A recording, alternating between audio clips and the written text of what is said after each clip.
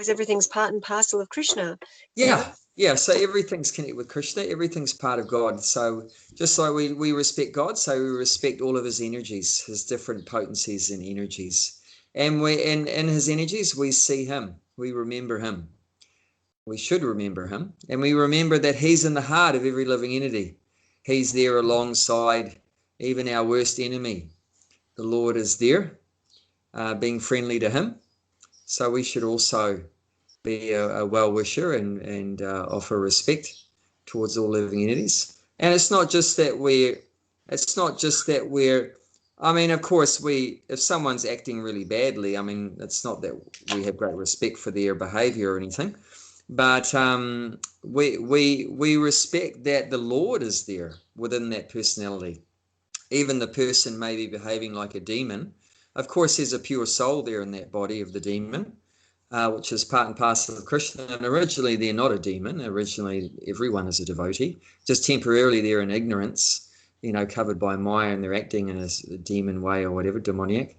But apart from that, the Lord is there in the heart. So we can offer respect. We can just meditate on that the Lord is there, and we're offering respect to the Lord like that.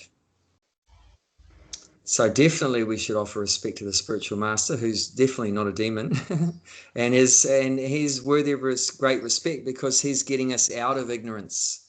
He's helping us get out of ignorance, which is the greatest service, which we can never repay.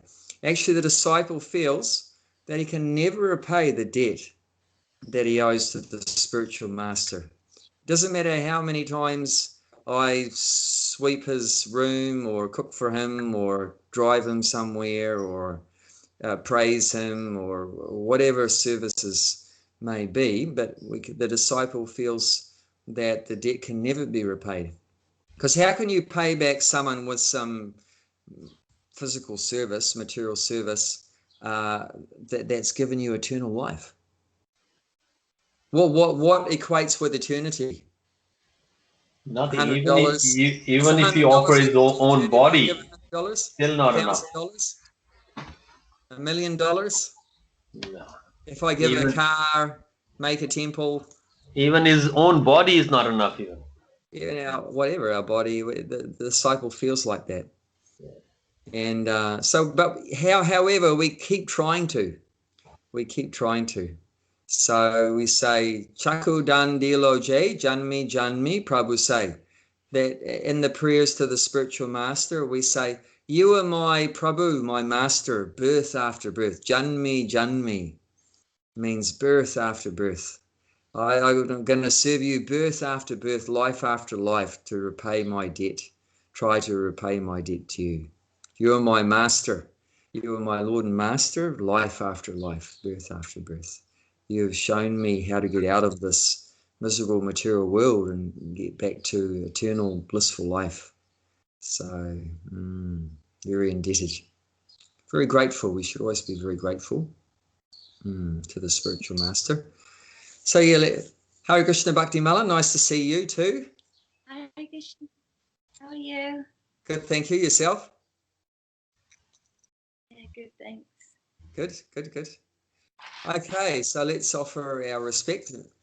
Om Jnana Timrandasya Niranjana Shalakaya Chakshu Unmilitam Yena Tasmai Shri Gurudevaya Namaha. Gulshan, English. Yeah. I was born in the darkest ignorance, and my spiritual master opened my eyes with the torch of knowledge. I offer my respectful obeisance unto him.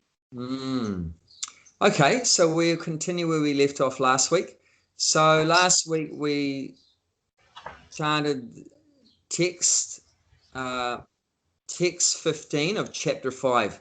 So Karma Yoga, Action and Krishna Consciousness, chapter 5, text 15. And we read the translation and we just discussed the translation. We didn't read the purport. So we must read the purport as Prabhupada is giving us so much nectar in the purport. So we can read the Sanskrit again and then the translation and then get straight into the purport. So I'll read one line at a time. If you can please repeat. Narate kashachit papam. Narate kaschatit papam. Na chaiva sukritam vibhu. Na chaiva sukritam vibhu. Vibhahu. Agyanena vritam jnanam. Ajnanena vritam jnanam. Tena muyanti jantava. Tena muyanti jantava. Okay. Bob, would you like to read the English translation, please? Nor does the Supreme Lord assume anyone's sinful or pious activities. Embodied beings, however, are bewildered because of the ignorance which covers their real knowledge. So we talked a lot about last week about we can't blame God. Can't blame God for what's happening to us or to anyone else. It's not, the responsibility doesn't go to him for whatever happens to us in this world, although he's the supreme controller and not even a blade of grass moves without him making it happen. So how does that work? So we discussed that. Although he's in control of everything, but he has no responsibility for all the good and the bad and the happiness and the suffering that we go through. So we discussed a lot about that. And we talked about how that that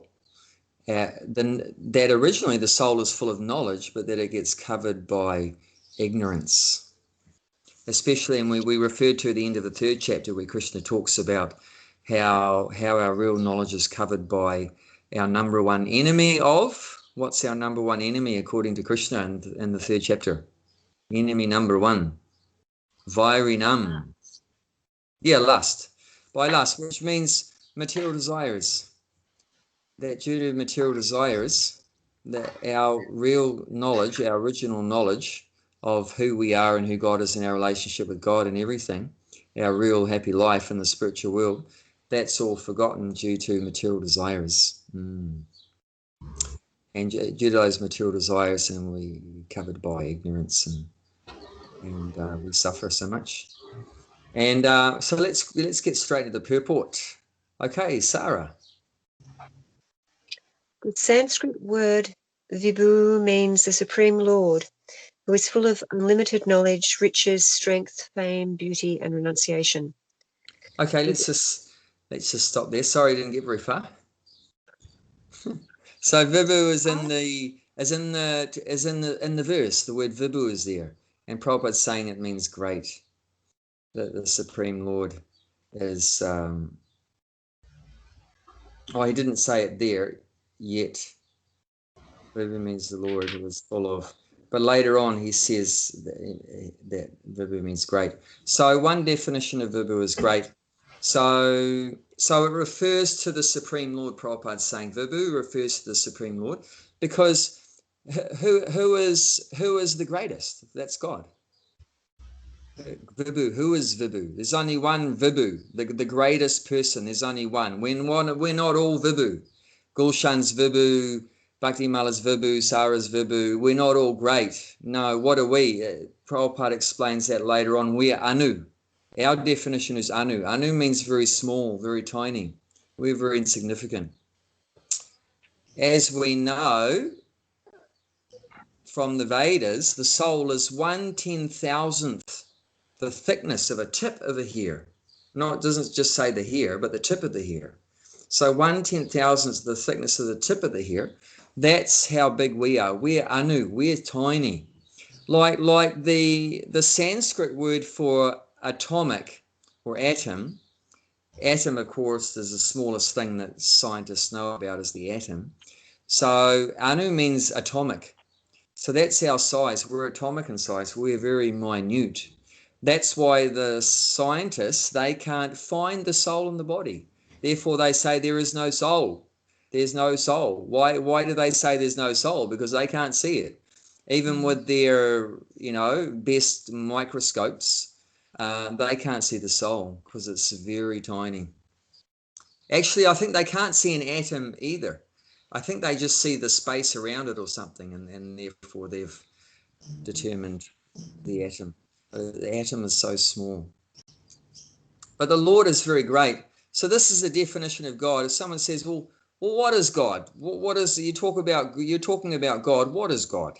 So God means the greatest person. And Prabhupada's giving more precise information about what is greatness. So he says 6 things here. Full of unlimited knowledge, unlimited riches, then? Strength and fame. Yes, strength and fame. Beauty and renunciation. So renunciation means detachment. So whoever is full, unlimited, possessing unlimitedly these 6 things, that is God.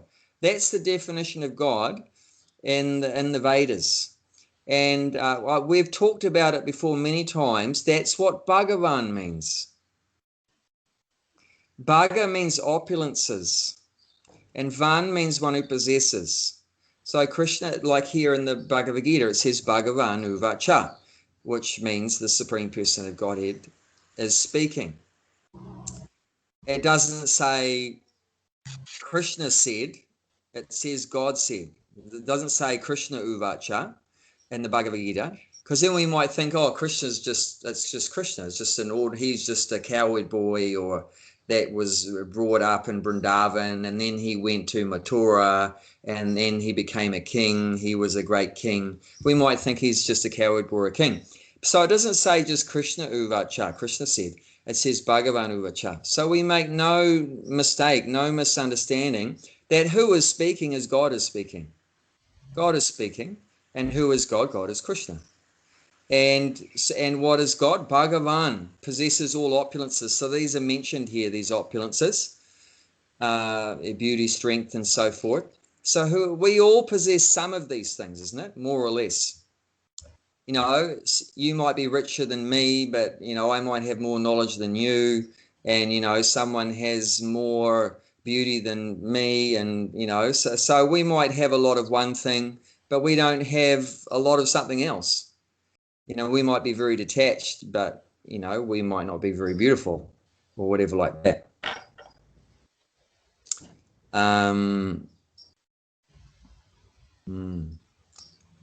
Yeah. So God is that person that possesses all 6 simultaneously. I stopped for a minute because I was going to say something, but I checked myself because what I might say might be offensive to some people. but it's true. But anyway, I won't say it. Because someone You've got our words now. Now you're really curious what I was going to say. Because you see, some people worship people that are not God as God, right? And then maybe a powerful yogi, and they have mystic powers. And ignorant people think just because they can display some mystical powers that they're God, because they can, you know, bring some ash in their hand, or some fruit from some faraway country or something like that, or they can levitate, or they can read someone's mind. You know that? There's people that can read other people's mind. There's even people that can not only read the mind of someone else, but can control the mind of someone else. I know a devotee, actually. He was actually a sannyasi in ISKCON. He is a sannyasi in ISKCON. And he was on a train once in India, and there was a Buddhist monk in the train, and he felt the Buddhist monk enter his mind and start to try to manipulate his mind. So he was doing that. The monk was playing around with this Hare Krishna's mind, and the Hare Krishna was aware of that he's having a go like that. So there's people that have different powers, and some people think, "Whoa, he must be God." There's one particular person, I won't mention his name because that, you know, some people might like the guy and feel offended by what I'm going to say. But and many people were worshipping him as God, this particular yogi. And But he was, I mean, you could say, just bluntly say, he was ugly, but he had a lot of these powers. And then, and the devotee pointed out that he's not Bhagavan, because Bhagavan has unlimited beauty, and this guy doesn't have that. He doesn't have that. He's not God. You know, he might be big in some opulences, like riches or something like that. But he's doesn't have unlimited beauty, and other areas too, you know. So the real definition of God is that person that possesses all six of these things unlimitedly. And when Krishna came to this earth, he displayed all six unlimitedly. I mean, he was unlimitedly beautiful. Wherever he was, like in Vrindavan, every living entity was attracted to him because he's so beautiful. Not even just all the human beings. It's not only that all the coward girls and all the coward boys and his mother and father and friends and so forth were attracted, but the deer were attracted to him, and the cows and the peacocks and the parrots and the fish and the grass and the trees. You know, they're so beautiful. Often, even not only that, but even where he stood on the ground, it becomes beautiful. Now, I'll give you just a little pastime there, that Akrura was sent to Vrindavan by Kamsa to bring Krishna to Mathura, and Kamsa had plans to kill Krishna. And Akrura knew when he had entered Vrindavan, and there was no signpost. This is 5,000 years ago. They didn't have signposts, you know. So, but how did he know? Does anyone know? How did Akrura know that he knew that he entered Vrindavan? He could either feel the presence or read his mind. Maybe. It's not mentioned, maybe. It is a very beautiful place, Vrindavan. Maybe he also realized, wow, this place is very beautiful, must be Vrindavan.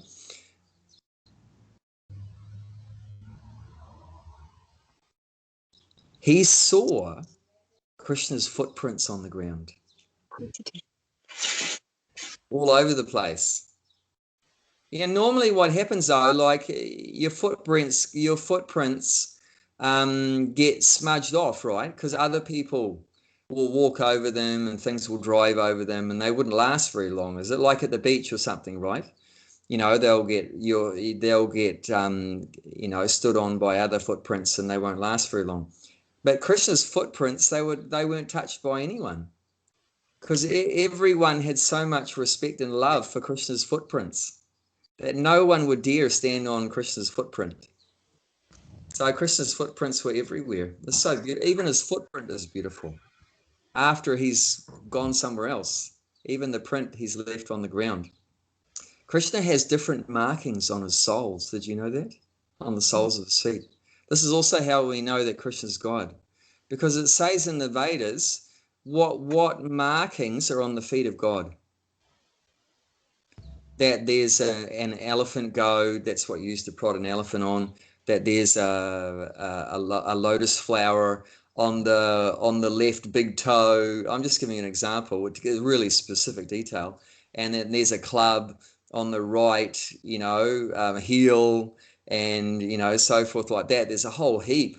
There's even a book with all the markings of Krishna's feet and Radharani's feet and Lord Chaitanya's feet and Lord Nityananda's feet and like that. There's a book, and it's all so much detail is there in the Veda descriptions.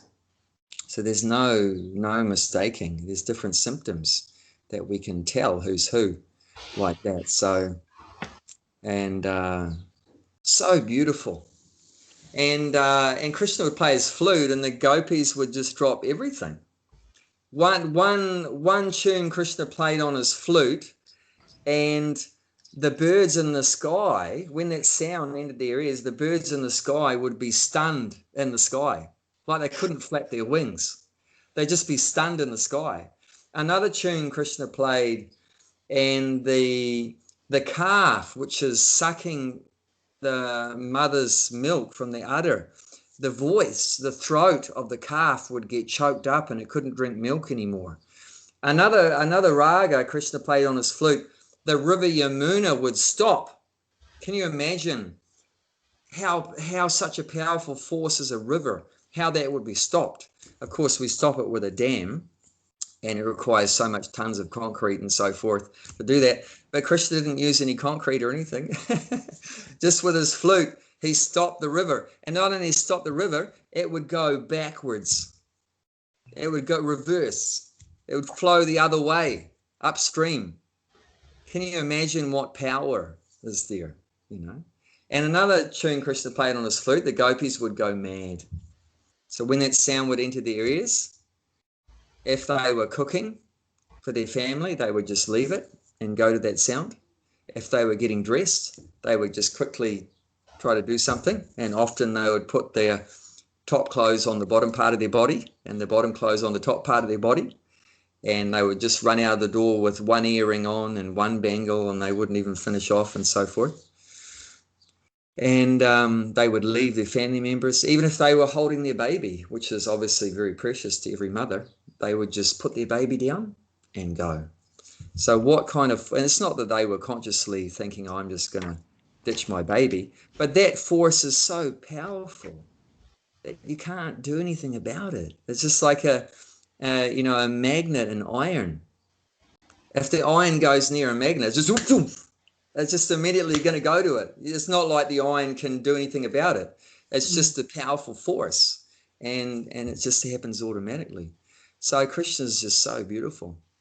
I told you the story before, how even the most beautiful person in the material world, who's Cupid, the god of lust, of love, so-called love, but it's actually lust, Kamdev in Sanskrit, went to Vrindavan hearing that Krishna was there, and they'd told Kamdev that Krishna's more beautiful than you, mate. I'm sorry, you're not number one, you're number two. And he was very upset. So he said, I don't believe that Krishna's more beautiful than me. I'm going to go to Vrindavan and I'm going to shoot him with my lustful arrows and make him fall into lust like that. So he went there all kitted up with his bow and arrows, and Krishna was always surrounded by loving devotees. That's another characteristic of God. That's mentioned in the Nectar of Devotion, because there's 64 qualities of the Lord mentioned there. So that's one of the qualities mentioned, that he's always surrounded by super excellent loving devotees. So it's very hard to get to God because he's surrounded by so many devotees. You can't even hardly see him because there's always so many people around him. You see, Prabhupada said, if you see a picture, a painting, if there's a painting of Krishna who's all by himself, that's not a bona fide painting. Because Krishna is never alone. You'll never see just Krishna. Shouldn't do. There'll be Krishna in the painting will have Krishna and the cows, or Krishna and the peacocks, or Krishna and cowherd boys, or Krishna and the cowherd girls, or, mother and father and so forth. So Krishna is always surrounded by loving devotees. So he couldn't see, but then Krishna knew Cupid had come on a mission. So he thought, okay, he wants to see me and fire his arrow. Okay, let him have a go. So he arranged that those cowherd girls, they just moved aside, the whole heap of them moved aside, and then there was a direct line of sight from Cupid's eyes to Krishna's beautiful body. So when Cupid's just got a little glance, and then the devotees covered him over again, and he couldn't see, just caught just a glimpse, just a momentary glimpse. So when he got that glimpse, you know what happened? He was ready with his bow and arrow. Okay, I'm going to get him as soon as I see him. I'm going to fire. As soon as he got that glimpse, you know what happened? Fainted. He fainted. He fainted. As soon as the beauty of Krishna's form, Shyam Sundar, that beautiful Shyam, entered into his eyes, immediately it blew his mind. Therefore, Krishna is known as Manohar. Manohar, he steals your mind. And Shyam Sundar. He's so sundar means beautiful, like Shama, like the blackish rain cloud. He's so beautiful, captivating. So he immediately fainted. He dropped his bow and arrow, and that was it. So he was defeated. And so this is God, unlimited, beautiful, and strength. How did Krishna show off his strength, unlimited strength? Does anyone give an example how Krishna showed off his strength? He raised good love in the hill. Yeah, he raised the Govardhan hill. Not just a hill, a mountain. Even I know Bhakti Mala has been there. Is it just a small hill or mountain, or is it pretty big? It's huge. You walked around it, didn't you? Most of the time. How long will it take and make it a circle? Yeah, to circumambulate the hill, walk around the hill. How long did it take you? 5 minutes? 5 hours, wasn't it? I think more than 5 hours, yeah. The day. It was most of a day. Yeah, it was at least 6 hours. At least 6 hours. And Govardhan Hill was cursed a long time ago to shrink every day by the size of a mustard seed. So it's a lot smaller now. It's a lot smaller now than what it was 5,000 years ago. Because it shrinks every day by the size of a mustard seed. It was cursed by, Govardhan was cursed by a sage, which is, it's not that's a bad thing. This is the Lord's pastime, that Govardhan Hill, the great devotee Govardhan, and the manifestation of the Lord is only going to be there for a limited time. So take advantage of it before Govardhan disappears. Make sure you go there and offer respect and offer your prayers to Govardhan. Govardhan Hill is known as the best devotee of the Lord. Haridasa Varya. Haridasa Varya. Haridas means servant of Hari, and Varya means the best. Why was it cursed at pay-per-view? Oh, there's a whole story. I mean, it's the Lord's arrangement. It's not out of the Lord's hands or the devotee's hands. That was part of the plan of the Lord, that Govardhan disappears. But there was a great sage who lived in South India, and he went for a trip to the Himalayas, and he was very attracted to the son of the Himalayas. So the son of the Himalayas is Govardhan, is Govardhan. So it was originally in the Himalayas, and you might be thinking, what's he on about? This son of a mountain? How can you have a son of a mountain? Mountains don't have sons. And but actually, that even the mountains are living entities, or at least some of them are alive, and they grow, and they dwindle too, just like we grow, isn't it? I'm on the dwindling stage now. So we on a growing stage for a while, and then a dwindling stage. Actually, how do you know that there's a soul within some combination of matter? There's 6 transformations that indicate that there is a soul within that matter. Who knows what those 6 transformations are?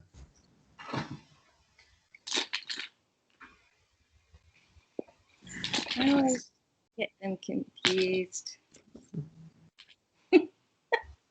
That's all right. That's understandable. Well, you're born, and Yes. then you grow, You grow, and then you reproduce, reproduce, yeah. and And then you are sustained or maintained for some time. It means you're neither going up or down.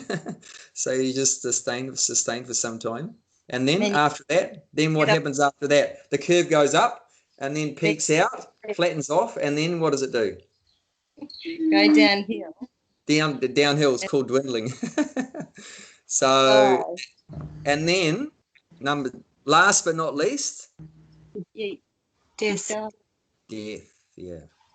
So anyone that goes through any material elements that go through those 6 transformations, it can be understood by that there's a soul within that combination of matter. And if those things are not there, then it's just, you know, dead matter. And and so some mountains, they grow and they do produce children. It's even said, this is pretty far out, but it's even said that the king of heaven, Indra, he would, with his thunderbolt weapon, Vajra, he would cut the wings off mountains. So even some mountains had the ability to fly, and he cut the wings off, and then they would just fall down. Obviously, they're not going to move after that. And so this was there in the past. Of course, in Kali Yuga, this is not happening anymore. But in going back a long time ago, there were mountains that could fly in the sky. And although we haven't seen that, but we have full faith in that and accept that because it's confirmed in the Vedas, and we accept that as the highest authority and much more better authority than our limited senses. What do we know? Just with our limited mind and senses, we know very little, isn't it? We know very little. As soon as the sun goes down, we can't even see the front of our nose. They're very hopeless.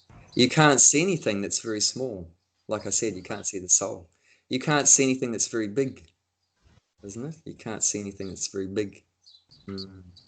So there's so many things we can't see, can't understand, things that are inconceivable to us, we haven't seen before. There's this word called achintya, which means inconceivable. So what is inconceivable? It's something that's beyond your sense perception. Something that's beyond your sense perception, it's called inconceivable. You have no experience of it. So how are you going to understand it?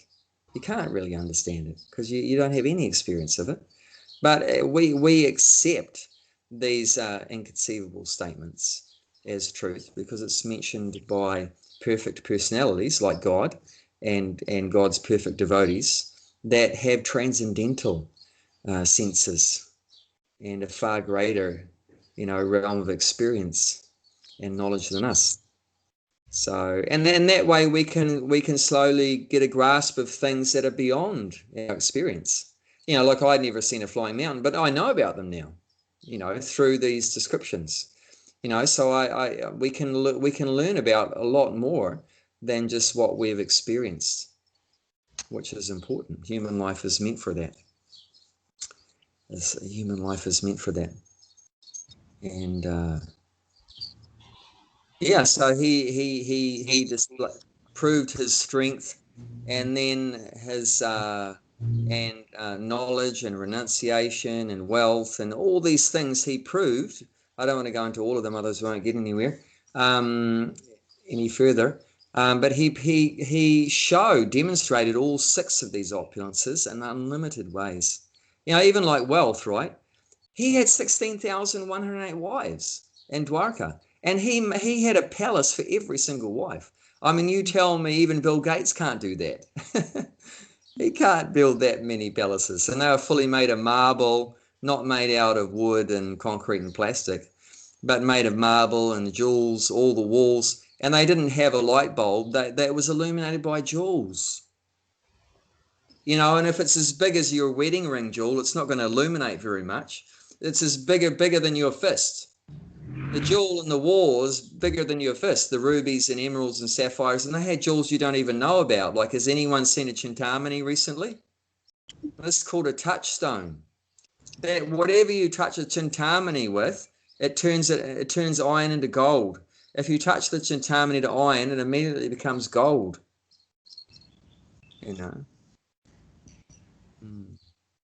So it's unlimited wealth. So in that way, we can understand what is God, and not be fooled by thinking that everyone's God, because that's a big philosophy these days amongst those that believe in God, is they say that everyone is God, or we've just forgotten that we're God, and that when we get free from Maya illusion, and if we do some yoga practice, chant this mantra for 6 months, then we'll remember that we're God. Like that's what the guru, so-called guru, may say. These cheating gurus, you know, pay me $1,000 and I'll give you a secret mantra. And if you chant this secret mantra after 6 months, you'll realize that you're God. And so many fools will pay the money and go through that process. You know, but it's all cheating. You know, so we should understand what is the actual definition of God. It's not a small thing. It's the greatest person. The greatest person.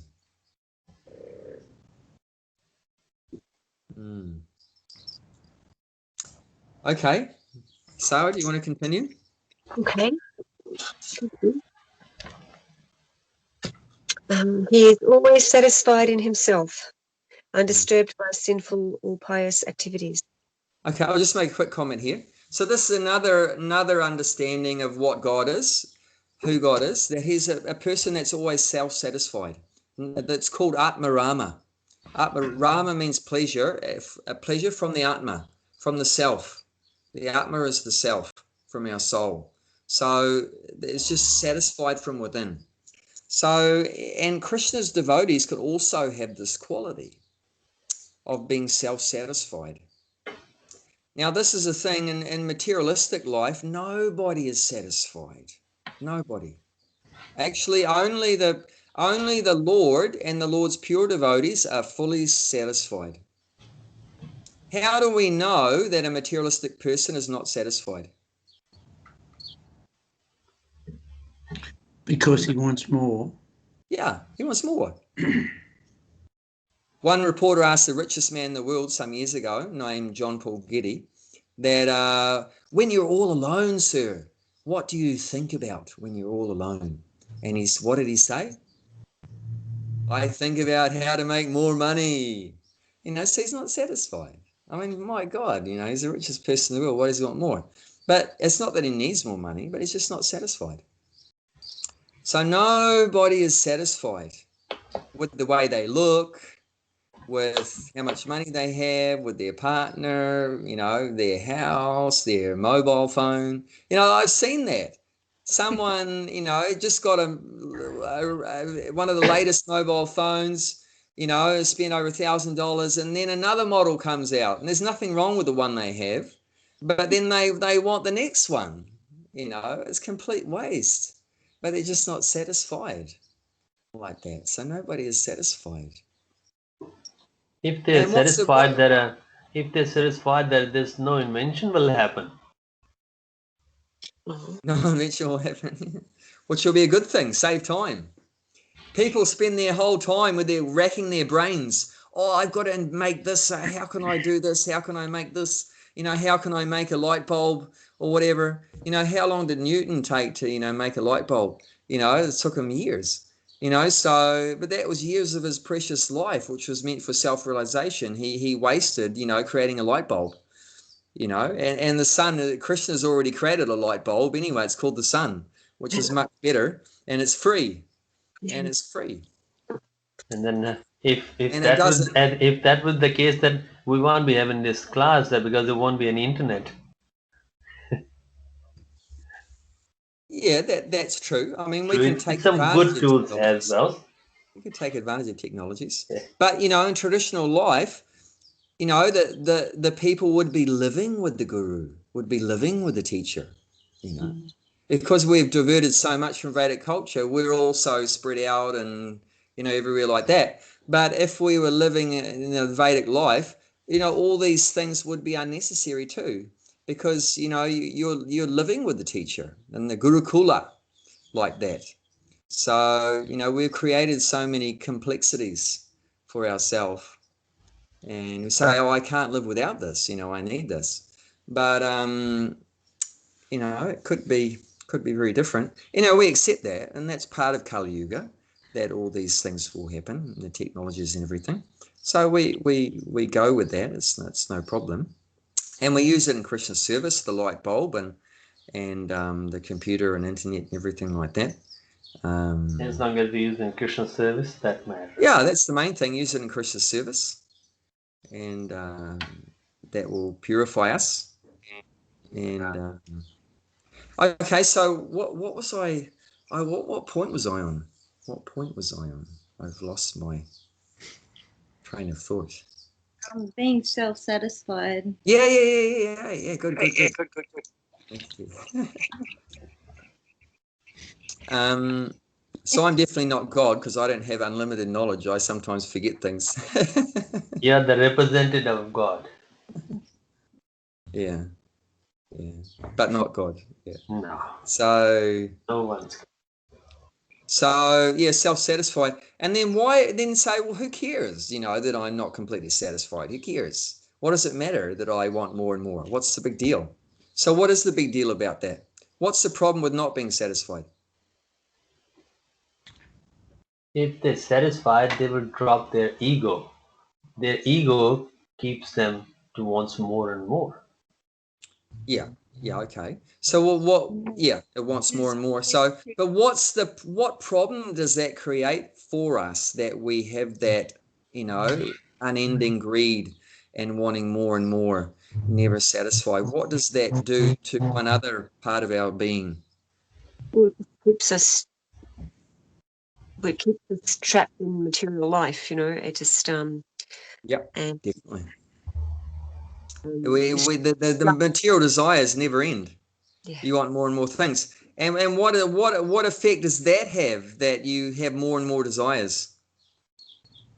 You've got to keep coming to fulfill the desire. Yeah, you're going to have to keep coming back in one body after another to fill the desires. So that locks you into the cycle of birth and death. That's a bummer, because you're not satisfied.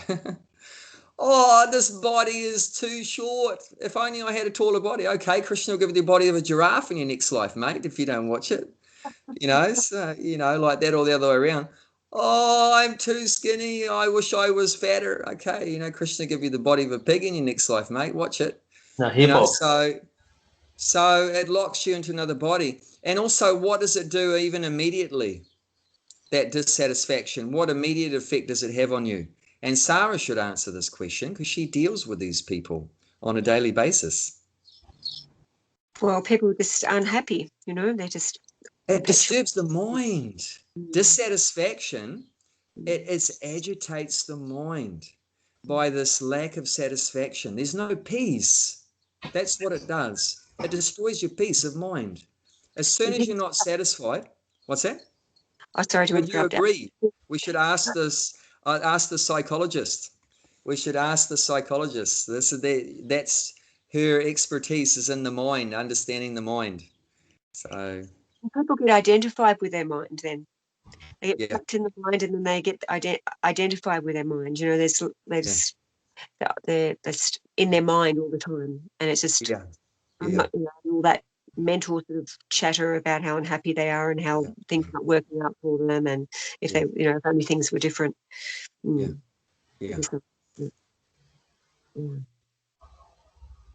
Let's just skip to the 16th chapter, which talks about this lack of satisfaction and unending desires that bombarding our mind. And that's the 16th chapter, text 13 to 15 is all together, 13, 14, 15.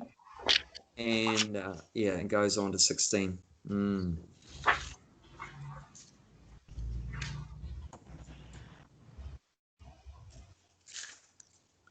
Oh, yeah. No, it starts at 11 and 12.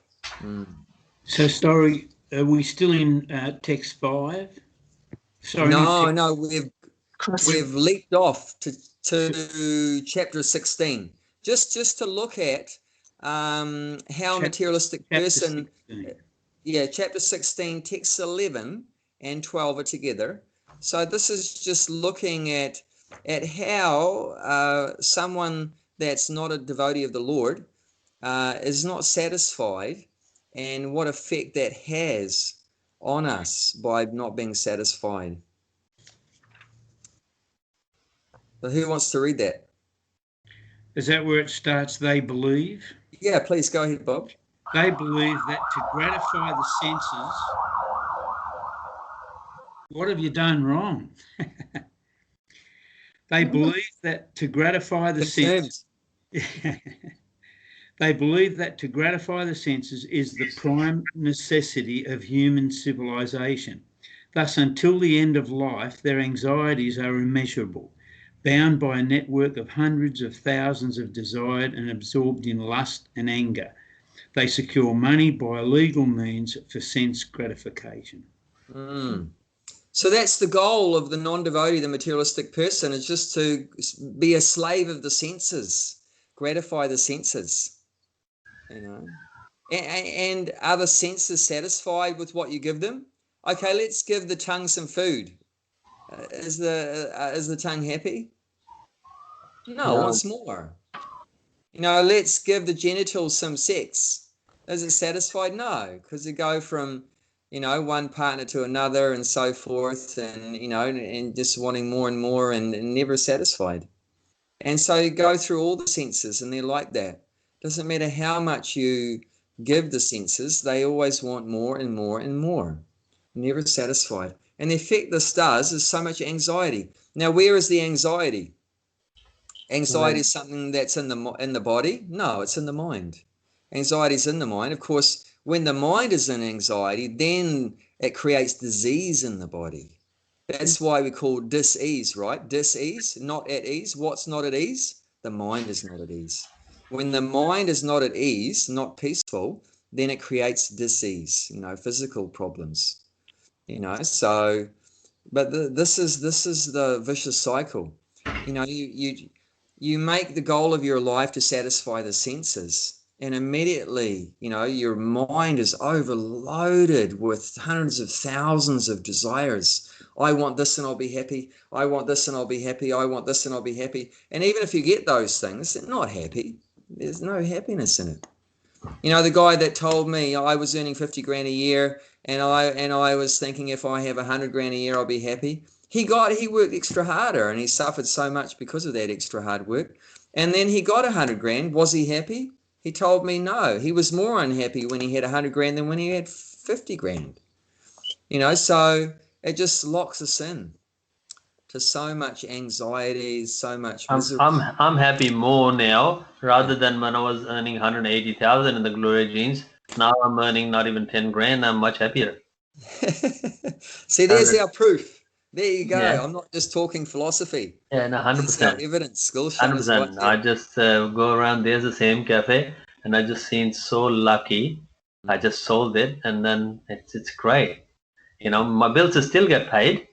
I still got a food on the table. It's not that I'd run out of the money, can't pay the bills, so I don't have the food. I've got everything.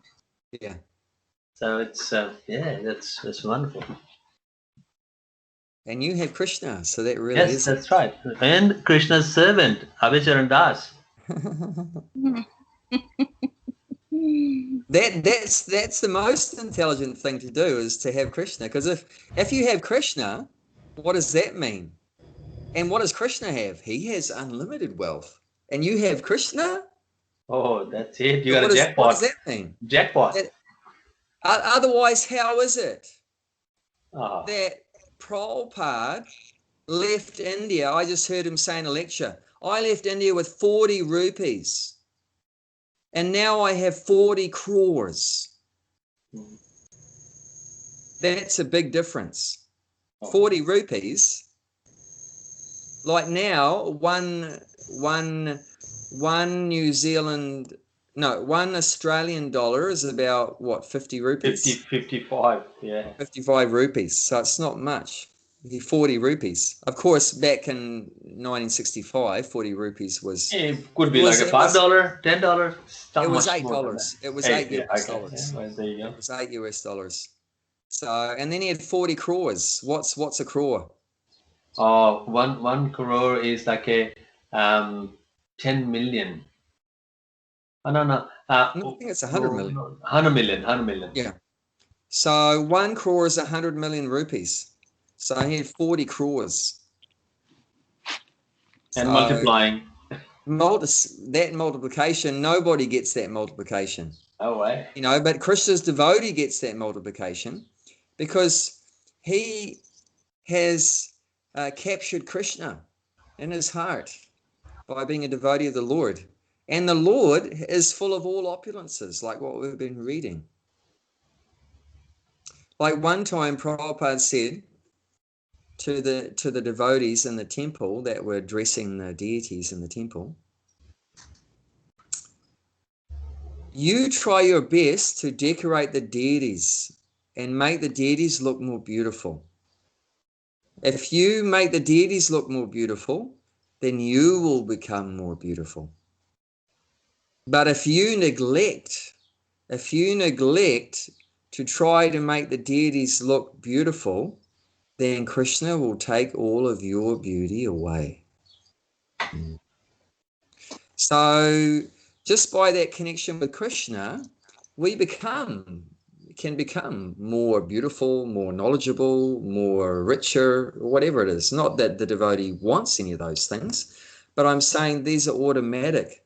These are automatic byproducts of devotional service.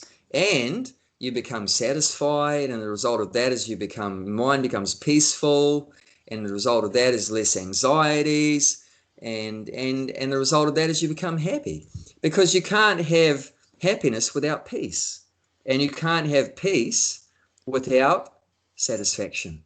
Can't have peace without satisfaction. No peace. And without peace, how can you be happy? Not possible. So, and the only ones that are peaceful is the devotees of Krishna and Krishna. Krishna is satisfied, and what's that? What verse is that again? That one about peace? The one that what? That you just said about peace? That's in the second chapter, text 66. Second chapter, text 66.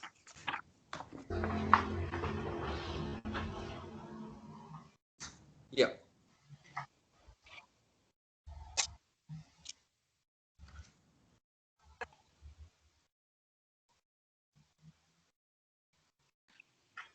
No one who is connected with it.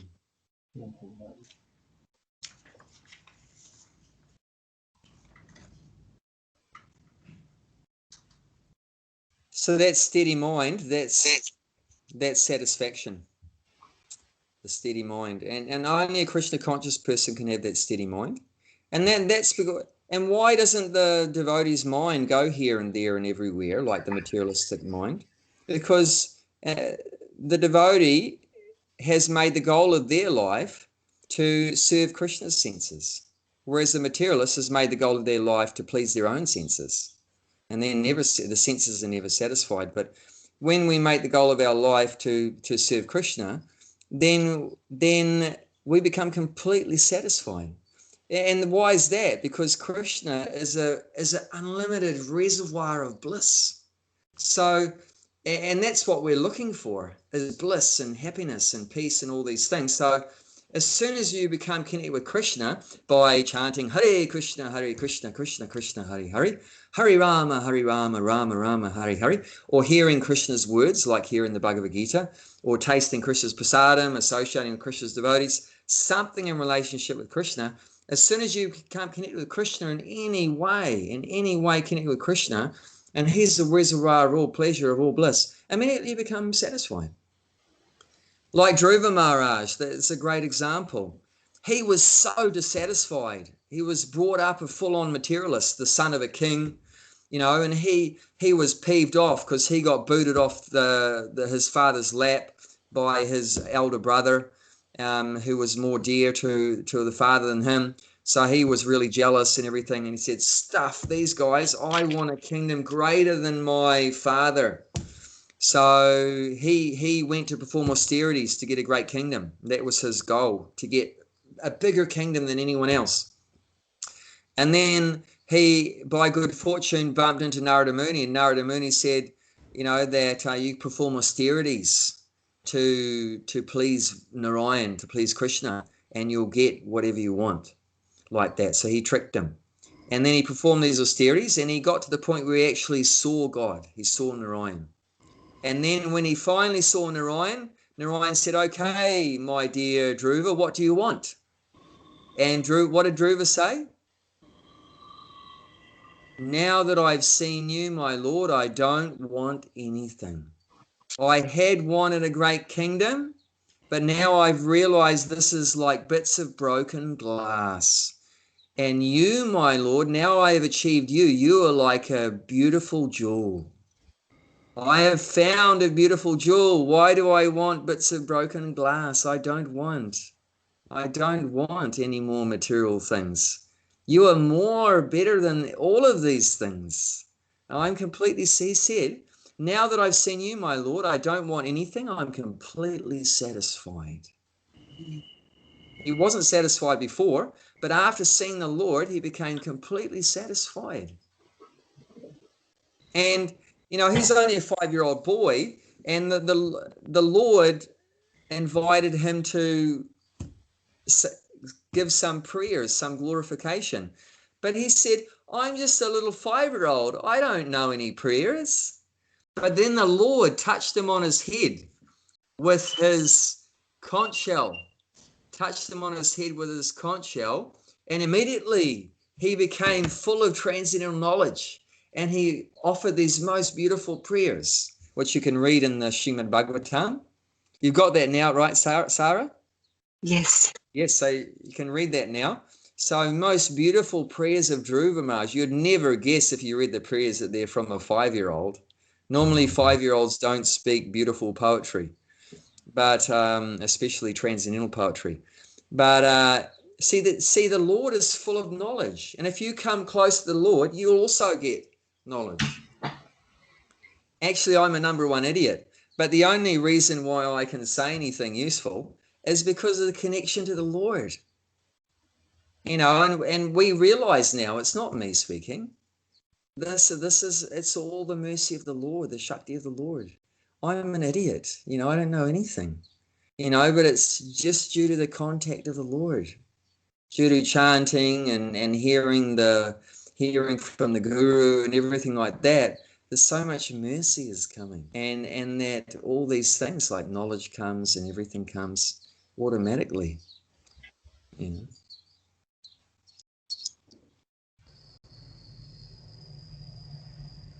I mean, it's like sometimes, just words keep coming out of my mouth, as you know, but I don't plan anything.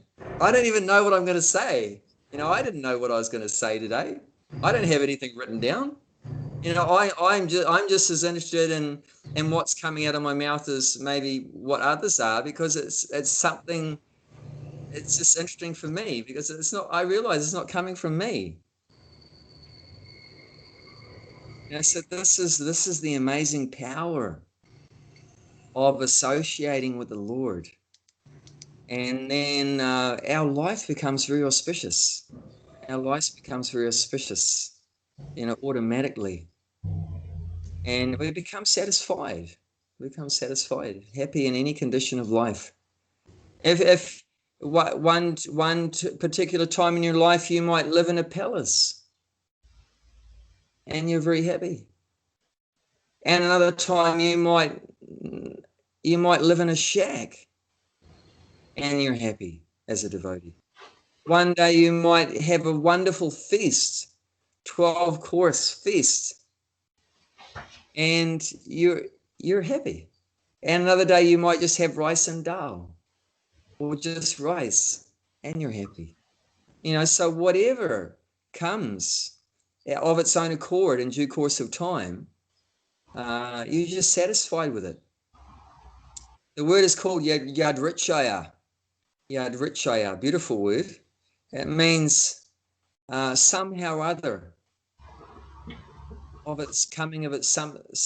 things which come of its own accord, somehow or other. That's in the 4th chapter of text 22, I think. I love it. It's a lovely verse. Satisfied with things that come of its own accord without big endeavor, because normally a materialistic person, of course, is making, like I said, the guy that was getting 50 grand, 100 grand, he makes big endeavors. Or what did I say? The 4th chapter, text 22. He who is satisfied 20 or with 22. 22. You said 20. Okay. He who is satisfied with the gain with the comes of his own accord, Yeah, that's free important. from the duality, and does not envy, who is steady in the both success and the favor, is never entangled all the performing actions. Yeah. So we're satisfied with what comes easily to us automatically, without much endeavor. Not we endeavor so hard for something and then we're satisfied with that. No, we don't even have to endeavor so hard. Of course, we endeavor hard for Krishna's for pleasing Krishna, but we're not endeavoring hard for ourselves. It's not, when I say not endeavoring hard, means we don't do any hard work. No, we're not afraid of hard work. And in fact, Prabhupada said that, devotees work harder than the non-devotees. Sometimes devotees only sleep for 4, 5, 6 hours a day, even sleep less than the karamis, the materialists, and the devotees work even more harder from morning till night. But we're doing it for Krishna's pleasure, not for getting something for ourselves. We do everything for Krishna, and not hardly anything we do for ourselves. And then, but then whatever comes to us easily without much endeavor, and we're satisfied with that. And we don't want more and more and more. Whatever Krishna arranges for us for our, existence, we're satisfied with that. And if a lot comes, we're not going to turn it away. And if not much comes, we're not going to be dissatisfied and want more either. Like that. So that's all together, what Krishna consciousness is all about, coming to this point. Of course, we might not be at that point right now, but at least we know what the goal is, and we head to what the process is to achieve the goal. So the goal is called prayojana. That's the goal, Krishna consciousness, pure love of God. And the process to achieve it is called abhidaya. Abhidaya is and that's the process of sadhana bhakti, the practice of devotional services given by the Guru, chanting 16 rounds, following the 4 regulated principles, associating with devotees, preaching Krishna consciousness. This is all the process, and that will help us to achieve it, to achieve that goal. And then why we're following this is because our sambandha is awakened, which means relationship.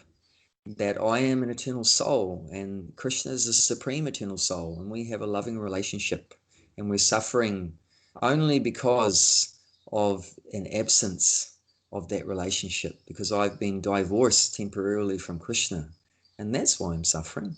I'm not suffering because of COVID virus or other things, or a backache, or I hurt my finger yesterday. I hurt my finger. I slipped over in the stream for the second time. Didn't learn my lesson and hurt my finger. All Krishna's arrangement. Because of my finger. No, actually I'm suffering due to separation from Krishna. That's the original cause of suffering. The immediate cause of suffering is my finger, but the remote cause of suffering is our being disconnected from Krishna. Therefore, we practice yoga.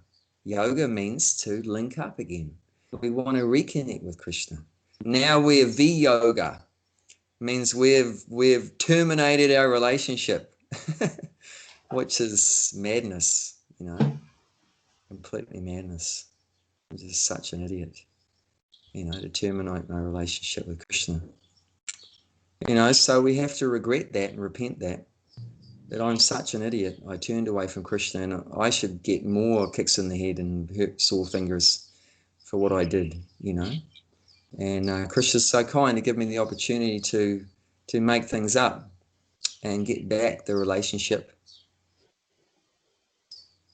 Like sometimes, isn't it? If you in the material world, if you leave somebody, if you say, see you later, and then later on you change your mind and say, oh, actually, can I come back? They're probably going to say, no, you left me, stuff you, you're not coming back. But Krishna's not like that. We turned our back on Krishna, but he still loves us. That's unconditional. Unconditional love. There's no love. That's the difference between human and the God.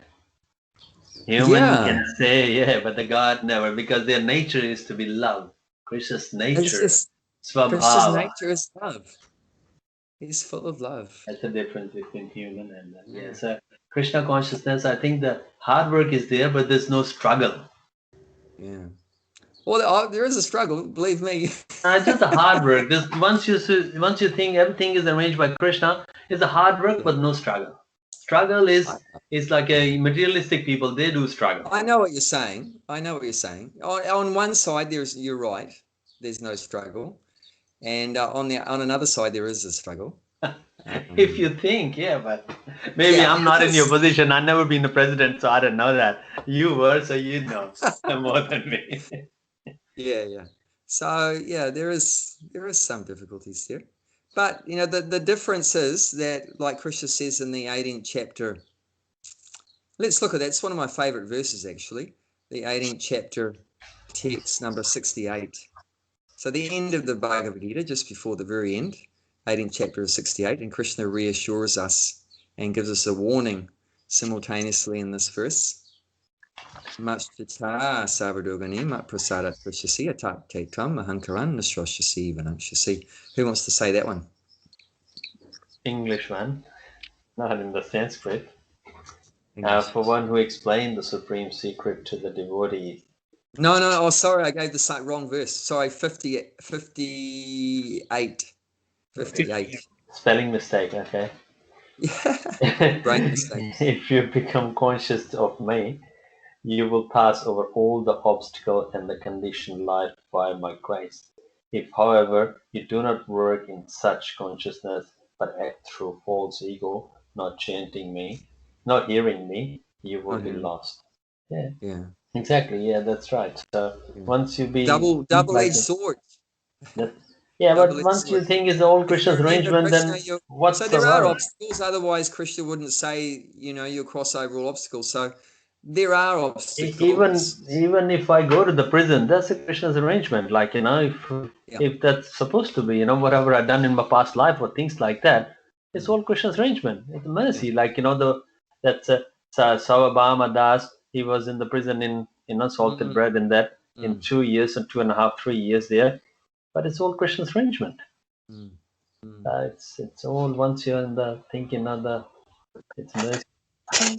Nothing gonna go wrong. Well, I mean, it's going to go wrong, but you're going to see that Krishna's behind it. Acceptance, yeah. You got to be acceptance. You're going to depend on Krishna and everything like that. 100%. But whatever the obstacles are there, you'll get over it if you remember Krishna. If you forget Krishna, and why do we forget Krishna? Because of false ego. Obstacle also could all be done by Krishna because he wants me to be stronger. That's why the Krishna arranged obstacles. Yeah, of course. Just like in every educational system in the world, they have tests. Why have tests? Tests are a pain in the backside, and then no one likes tests. But it's the only way you learn anything. That's right. It's the only way you learn anything. It makes you advance through the test. You advance. Otherwise, you don't advance. Otherwise, you don't know. How much do you know? Yeah, and you'll be so lazy you won't bother learning anything. So, and it makes you remember and everything like that. So the same. We get put through different tests, and that's what helps us to progress. But however, it's said that Krishna never gives us a test that we cannot pass. Like if we were given the test that Prabhupada was given, like 2 heart attacks and so many things, you wouldn't make it. No chance. So the greater you are, you have a greater test. But the good news is, if you're a real teeny like us at a really immature level, then you get a really a minor test like that. And if you do get a big test, don't complain. It's an opportunity for leaps and bounds of spiritual advancement. If it's a bigger test, we might have Krishna want us to learn more. Yes. I also, I gave a test to Brett some years ago. I told him one day, I'm handing over the management of the Bhakti tree to you. And that was a big test, but he took it.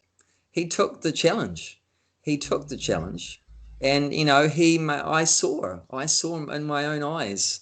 He made leaps and bounds of advancement in Krishna consciousness by accepting that. And it was difficult. It wasn't easy because he had to continue doing his work he already had, plus he had to do mine and Jayanti's. you know, a lot of it. So, and then I had a test too, because then I had to manage the farm. Well, yeah. So that was. Then I have a test too. I have to leave the glory genes. It wasn't that easy. Yeah. So we all have to go through different tests, but we have to see, you know, that there's a silver lining there. That's an opportunity for a spiritual advancement, for becoming more detached from the material world, for becoming more attached to Krishna, for going deeper in Krishna consciousness, depending more on Krishna. Like I remember Prabhupada gave my spiritual master a test. He's just come out with a book, actually, published a book on Juhu, because he was the manager there for 10 years, the first 10 years. That was a very difficult project in Bombay. So he was only, I think, probably about 20 years old or something. You know, I can't imagine me doing what he was asked to do when I was 20. You know, I was just a spoiled brat at 20 years old, probably. And a real, I was such a mental speculator. What was I going to say? Yeah, Prabhupada just said to him, I want you to manage this Juhu project. You build the temple and deal with this Mr. Naya, this demon, and everything, and raise the money and everything like that. Build the temple, everything like that. And my spiritual master said it was just unthinkable that he would be able to do that work, to do that service. He was just a young boy, you know. He'd never had any experience in building anything, let alone a temple, you know, and raising millions of dollars and, you know, managing people and so forth like that. But Prabhupada just offloaded that on him and had faith in him to do that. And somehow or other he did it. And my spiritual master says that every morning he would go to the deities and he would pray to them and beg them, please give me your mercy so that I can follow the instruction of my spiritual master.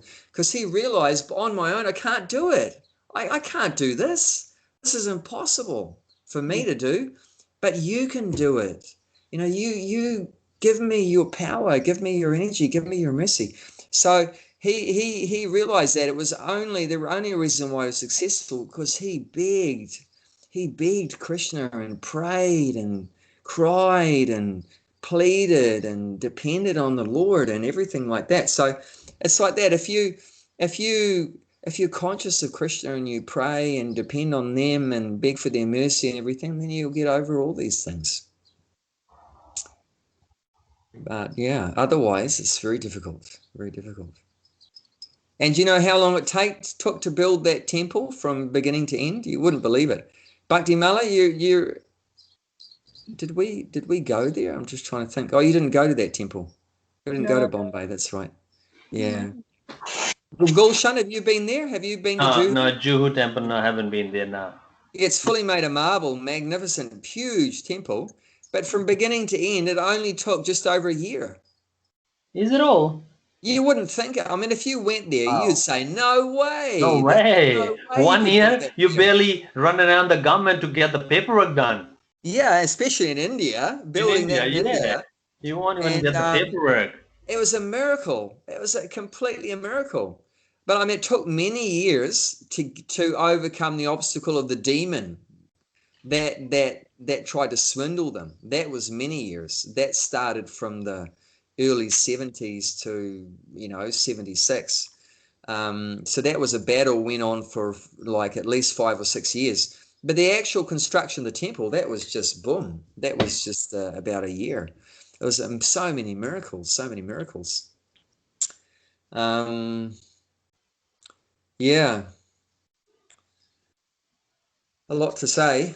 Anyway, let's get back to our verse of the day. Text 15, 5th chapter, text 15. So yeah, satisfaction. The Lord's always satisfied, and the devotee also following the Lord. And see, if you become a devotee of God, what will actually happen is you become like God. And when God is fully self-satisfied, if you devote your life to God, you're going to become like God. You're not going to become God. You can never become God. Someone that's not God cannot become God. But what you can become godly. You can become like God. You can become like God. Oh, like Arjuna, right? Do you know what color Arjuna is? His body. What colour? Yeah, what color is Arjuna's body? Is it gold? No, it's a nice color, but he's not that color. Like a color, like a human, like whatever the color is. No, he's No? blue. He's Blue, blue like. he turned blue after the No, well, because he's always thinking about Krishna, right? Yeah. And Krishna's blue, and he's always thinking about Krishna. He's become blue. Yeah, it's like in India we saying that you know the henna, henna put in the Yes, hand. yes. The Herbal, person yeah. who's selling the henna, their hands is getting red as well. Yes, of course, yeah. So So due it's to association, that association, you become like who you associate with. You become like who you associate with. And like in the spiritual world, all the servants of Narayan are blue. And Narayan is blue, and all of his servants also blue. And he has 4 arms, and they have 4 arms. Also, they're like just like him. So due to that close association and that love and devotion and everything, absorption and the person they love, they become like that person. It said there's only 2 differences between the servant of Narayan and Narayan. Do you know what they are? And they're not big differences. They're only very small differences. He has a jewel around his neck. That's how you tell who's God and who's not God in the spiritual world, because everyone looks like God. So how do you tell who actually is God? Because there's only one God there. There's only one Narayan, and there's many servants. But all the servants just look like him. So the same skin color, the same dress, everything, same lotus eyes, everything like that, and same forearms. But the only way, he has a jewel around his neck called Kustulba money, which has, the jewel is the shape of a calf, a vats. So he has a beautiful jewel called Kustulba. And he has a golden line on his chest. He has a line of golden hair. There's a line of golden hair on Narayan's chest called Srivatsa. Srivats. Is it Srivatsa? I think it's called Srivatsa. Yeah. Yeah, I think, I have to, I think that's what it's called, Srivatsa. Yeah, he's got a line of golden hair on his chest, and he has this Kustulba jewel. Otherwise, they look the same. So that's the nature of the devotee. So it becomes almost identical to the Lord. So the Lord is self-satisfied. If you serve the Lord, you also become self-satisfied. The Lord is free from karmic reactions, of course, as is saying here. He doesn't assume anyone's sinful or pious karma in this verse. The devotee also gets free from karma. If you serve the Lord and devote yourself to the Lord, he's free from karma. You also become free from karma. So you develop similar qualities to the Lord, to a small degree, but the same qualities. We're minute portions of him, so you become just like him.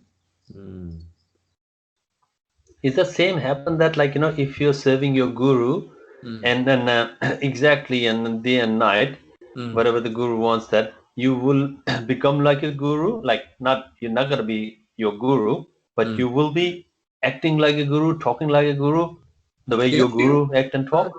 Yep. Okay. Yep.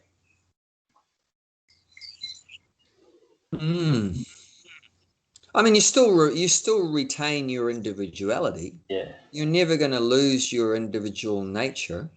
That's there. That's there. But there'll be a lot of similar qualities there. The qualities will become more aligned. The qualities will become aligned. And Krishna created us all individual, and he wants us to remain like that. We're never all going to become Gulshans or Bhakti Malas or Abhais or anything like that. There's only one Gulshan, one Bhakti Mala, one Sara, like that, one Bob, and everyone's unique. But however, we can all achieve the same qualities. Like even the twins, they have got an be individual. satisfied. All of us, have full knowledge. All of us be beautiful. So all these things will be all the same, but yet still will be you know, Gulshan's a bit of a joker, like that. Always will be. Doesn't We matter. all have our unique quality. Krishna likes that. Actually, Krishna has one real joker, well, more than one, but one particularly close to him, one real joker. He's a Brahmana boy named Madhumangala.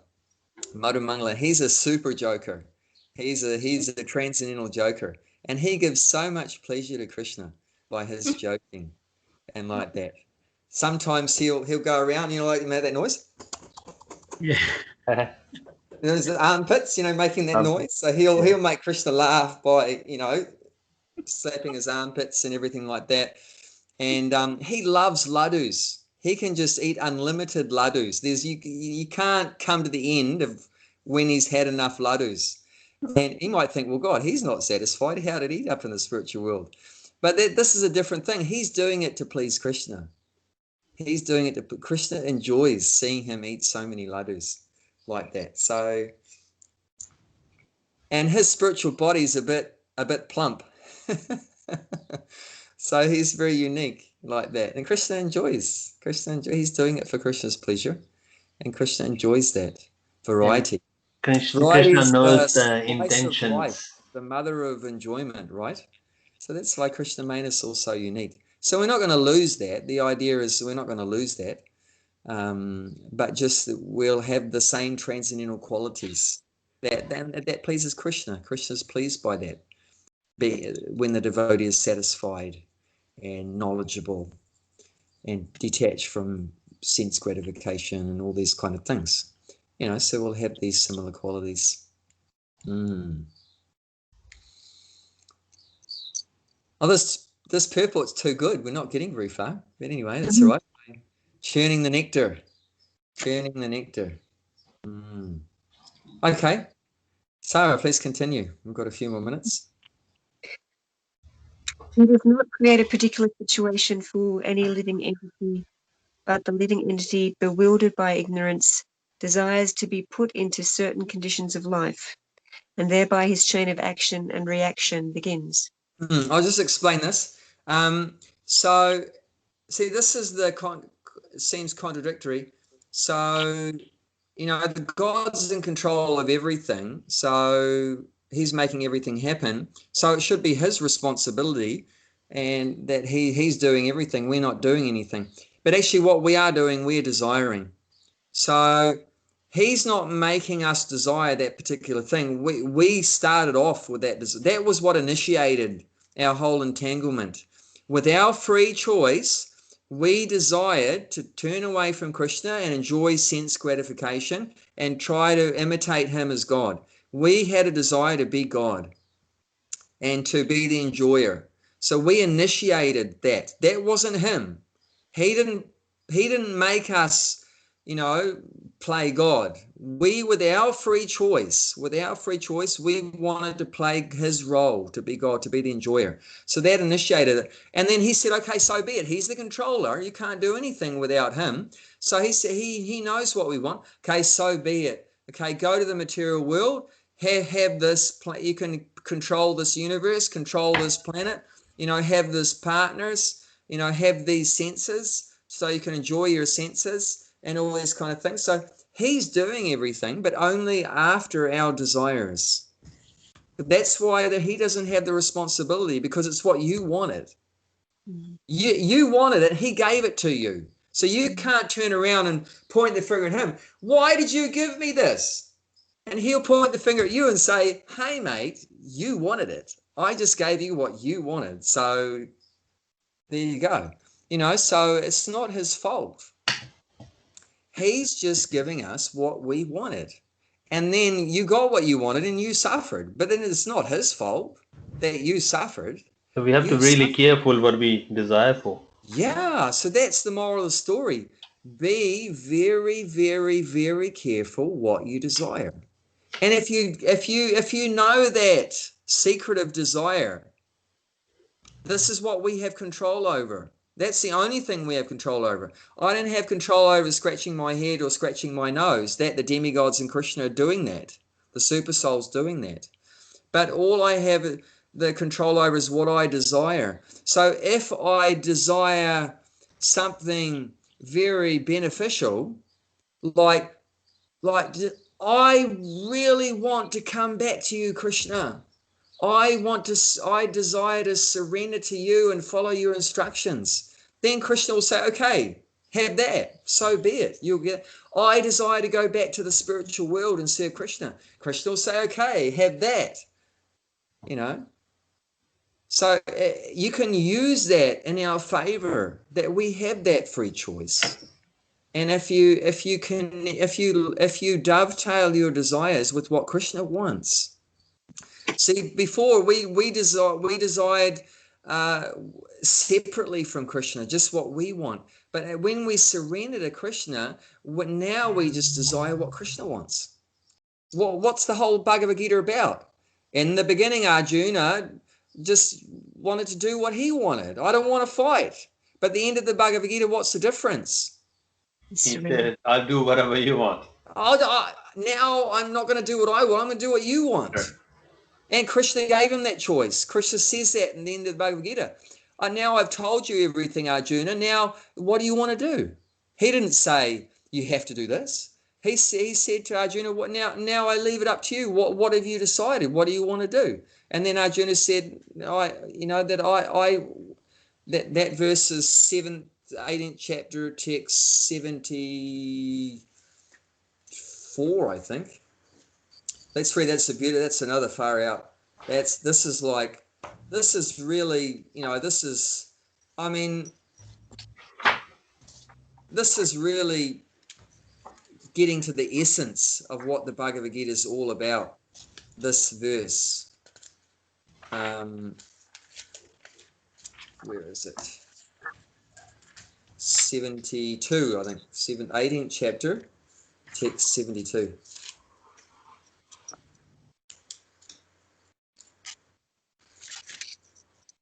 No, not 72. It's not far from the end. Here, no, 73. 73. That's awesome. Bhakti Mala, you want to read this one?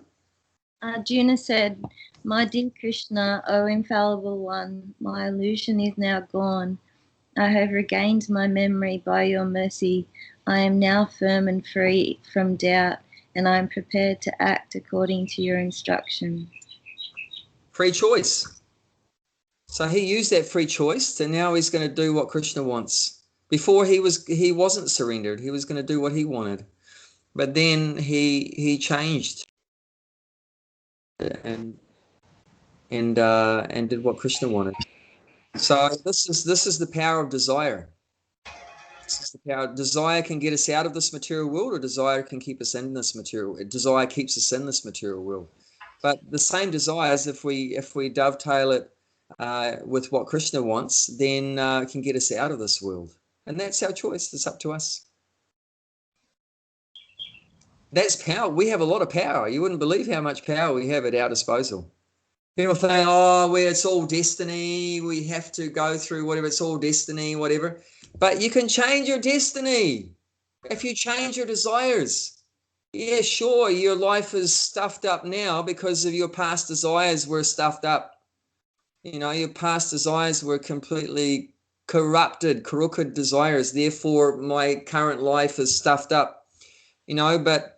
But if you change your desires now, and you can do that, everyone can do that, then your future will be different. And that's done by you. That's done by you. You're not forced to become stuffed up.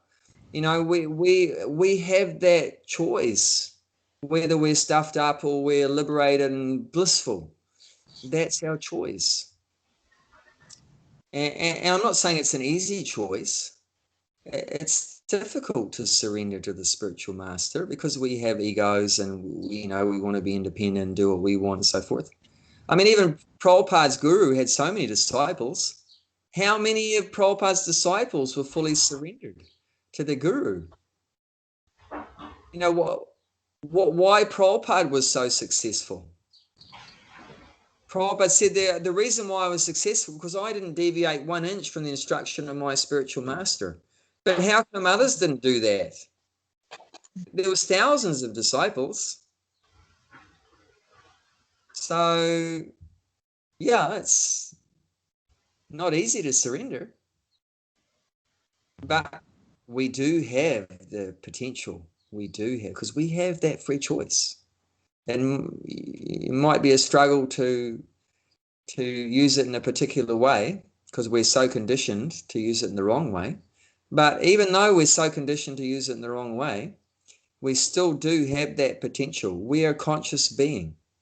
It means we have knowledge, we have consciousness. We're not just an ignorant pig or a dog, or they don't have free choice. A fish or a bird, you know, we have developed consciousness. We can think about what we desire, what we want. So yeah, now we're very fortunate to have heard from the spiritual master, to have heard from Krishna and Prabhupada, and it's awakened our Krishna consciousness, which has opened up our potential of free choice so much. Actually, we didn't have much free choice before Krishna consciousness. Did you know that? We're just getting the reactions from our previous actions. So we were locked into that karmic cycle. So there's very limited, actually, free choice. But once we come to Krishna consciousness, then we start to become awakened. Our spiritual intelligence starts to become awakened, and then you can really start to make choices and break out of that conditioning that before we just automatically locked in, you know.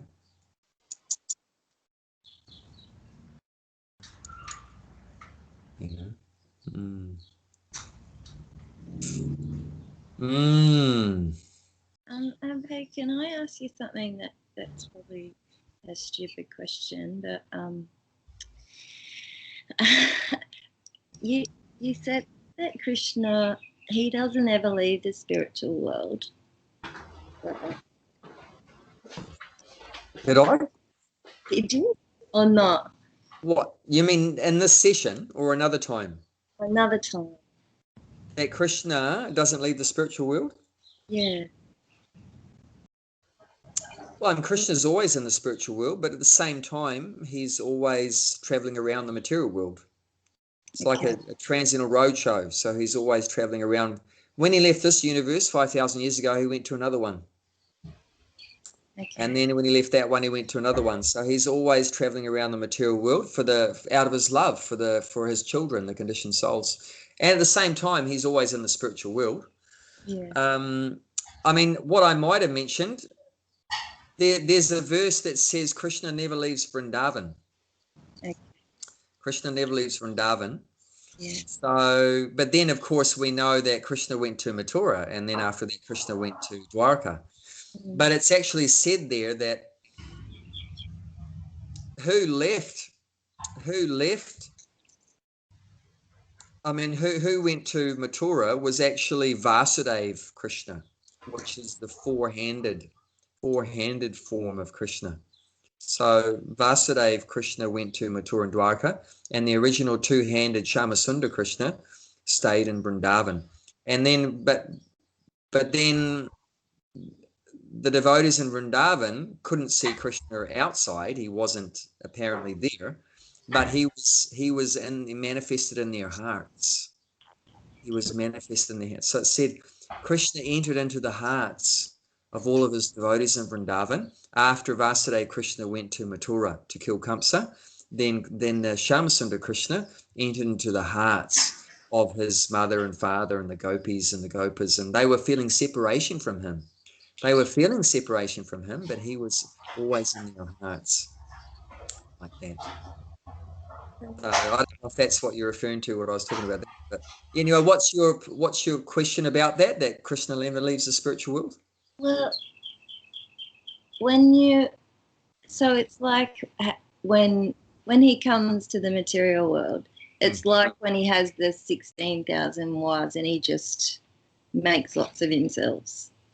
Yeah. Yeah. That's right. But how many only in one material world at the one time? he can even be in more than one universe at the same time. See, that's the thing. It's inconceivable for our minds, because Krishna can be in many places at the same time doing different things. See, if you read that chapter in the Krishna book, that where Narada Muni visits Krishna in Dwarka, and he goes to those 16,000, he goes to every single 16,108 palaces, one after another, and Krishna's not even doing the same thing in all the palaces. He's doing different things in every single palace. That blew Narada's mind. Actually, yogis can expand themselves up to 8 times. But the limitation with that is only 8. And also another limitation, they can only do the same thing. So you've got 8 people doing the same thing. But Krishna is all doing in one palace, that his kid was sitting on his lap and he's playing with his kid. In another palace, he's playing chess with his family member. And another one, he's having a meal. Another one, he's taking a bath. Another one, so he's giving his wife a hug, like that. And, so he's doing different things. It's unlimited. And there's another verse which says the opposite of what you said, that Krishna never leaves the spiritual world, where Krishna's telling Narada Muni that Naham tastami vaikunte, I do not live in the spiritual world. I do not live in the spiritual world. And he's going, what? What does that mean? And then he says, I do not live in the heart of the yogi. Really? I thought that God is in the heart of the yogi. That this is what the yogi's meditating on, right? He's meditating on God in his heart. But he says, I do not live in the heart of the yogi. I do not live in the spiritual world.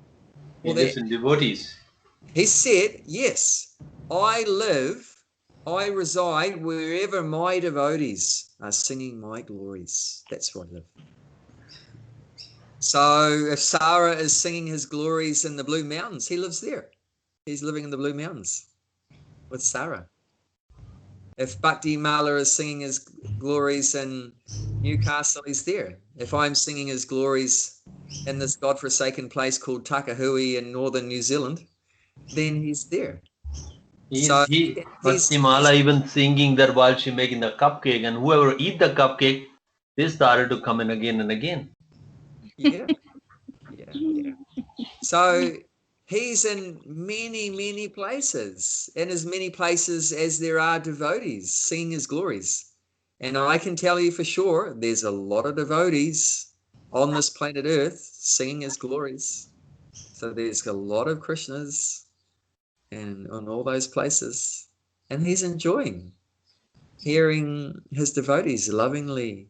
Don't you want to be where someone loves you? Isn't that where you want to be? Where do we get that from?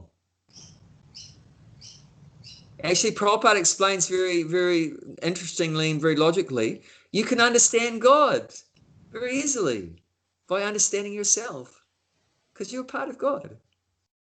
So just like you want to be with people that love you, okay, so God must also be like that, but to an unlimited degree.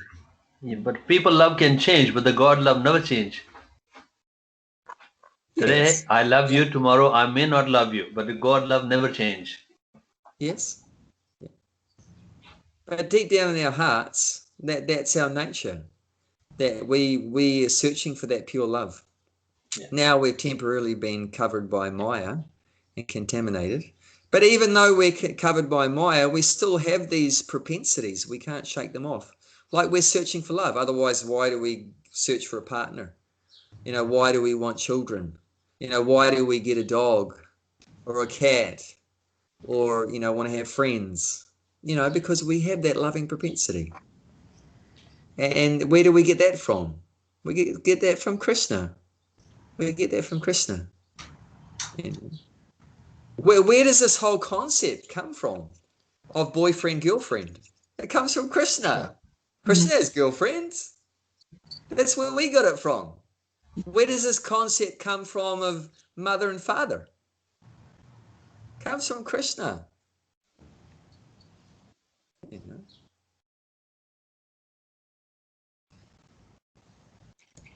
So everything like that, we can, if we analyze ourselves very deeply, we could give us some insights into the nature of God also.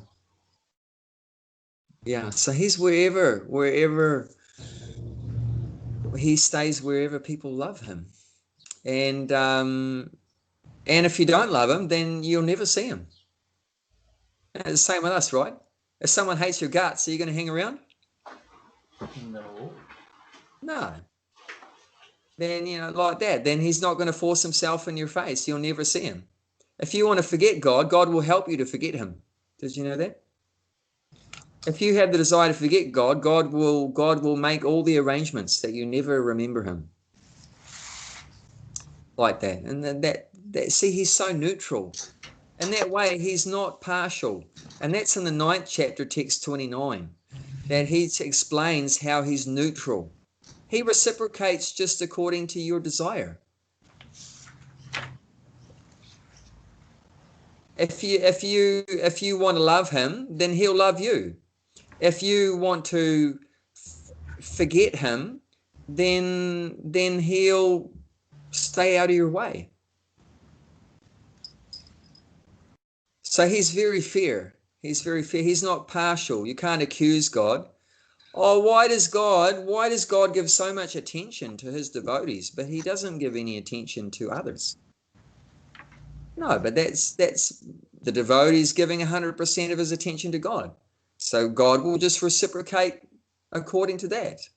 He'll give 100% of his attention to you. If you give 50% attention to him, he'll give 50% attention to you. If you give 0% attention to him, he'll give 0% attention to you. And that's in the 4th chapter, text 11. So as you surrender unto him, he rewards you accordingly. So he's very fair, very neutral. And that's in many places in the Bhagavad Gita, like I said in then 9:29, Samoham Sarvabhutasu, that he says, I'm equal to all living entities. He says, no one is my friend and no one is my enemy. However, if one worships me in devotion, then I am in him and he is in me. So like that, if you give Krishna 100%, he'll give 100%, like that. So you can't accuse Krishna of, why is he so partial to his devotees? No, because the devotees are fully surrendered to him and they're fully depending on him. So he has to help them out, because the devotee doesn't know anyone else, doesn't call out to anyone else. The devotee's in trouble, he calls out to Krishna, Krishna, save me, Govinda, Gopala, save me. Then Krishna has to come. You called out to him. If you say, please, mommy, daddy, save me, then Krishna's not going to come. Like Draupadi, right? Draupadi called out to Dhritarashtra, help me. Bhishma, grandfather Bhishma, help me. Did Krishna come? No. Arjuna, help me. Did Krishna come? No. Yudhisthira, help me. Did Krishna come? No. Hey, Govinda, help me. Yes, Krishna came immediately and manifested his unlimited sari to protect her from being stripped naked in the assembly. Krishna reciprocates perfectly according to our desire. What do you desire? That's what it's all about. That's very important. Your desire can destroy your life, desire, if you wrongly desire. And it can bring you the greatest bliss and ecstasy and bring you back to your real life if you desire.